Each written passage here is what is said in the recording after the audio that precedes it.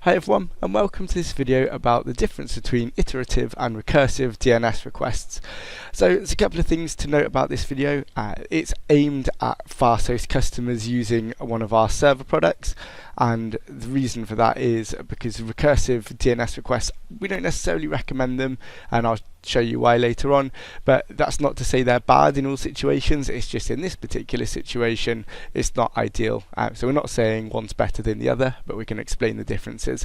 The other thing to note is it's quite simple. It's quite a basic video. It's not going to go into in-depth on DNS. It seems a basic knowledge on your end, but I'm not going into a very deep level. It's just designed to try and keep it nice and simple.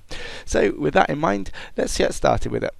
So the two terms we're going to be dealing with in this video are just recursive requests and iterative requests, and your server is going to be dealing with these requests, so it's important to know the difference between them. So let's have a look at the difference between them. Now the first thing to note is that using either iterative or recursive DNS is your server is going to check its cache before it does anything else. So this is going to happen for both. When a request comes in, for DNS request comes in, so here, where's fasthosts.co.uk, your server will check its cache, and if it knows the answer, it's just going to respond, and then the user will know where to go to get that website. Perfect. That's going to happen if you're using recursive or iterative. So let's take a look at the difference between them now then. So recursive, if your DNS server doesn't have the result in its cache, so it's asked a question, doesn't have it in the cache, with a recursive, your server will go and ask another server the answer to that DNS question.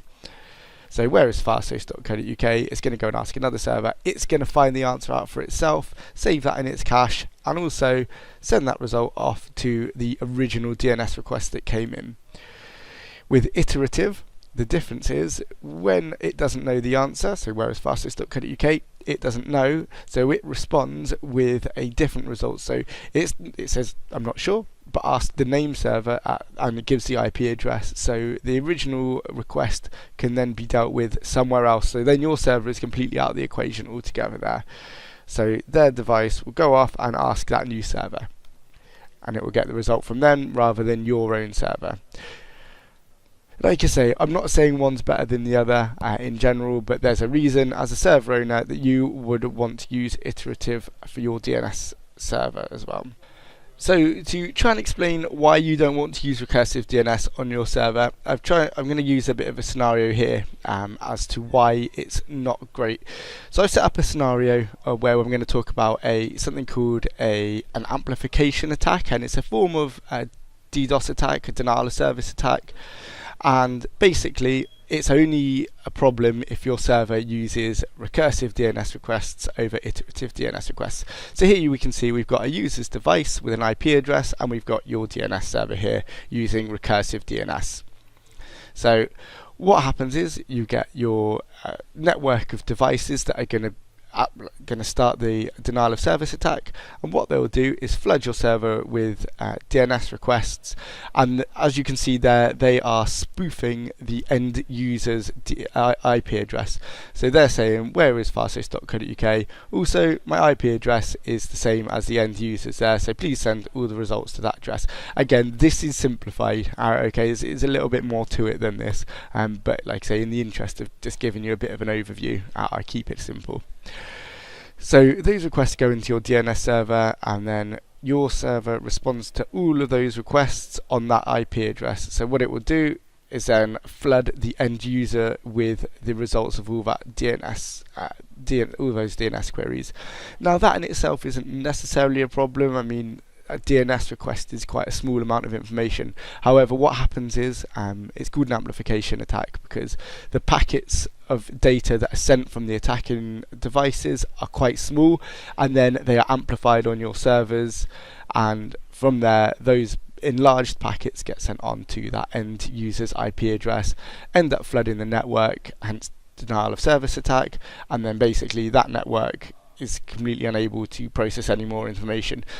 So in this video I've been talking about just an end user here. It's not a massive impact if one person gets DOSed it's not really going to have a big impact on your server. However, it will affect your performance on your server. What the bigger problem is, when someone's flooding the network of something a bit more important, like a Microsoft network, your server is going to get blacklisted, your IPs are going to get blacklisted, and it's really something that you need to basically be very aware of, because you're not on purpose, but you're basically being a part of a denial of service attack on wherever those devices are choosing to attack. So, like I say, it's best to use iterative DNS requests just for that reason. There are other reasons as well, but that is kind of the main one. So unless you're really experienced with DNS administration, it's just best to go with iterative requests. So I suppose the next question is, how do I make sure I'm using iterative requests? Well, I will just quickly go ahead and show you here.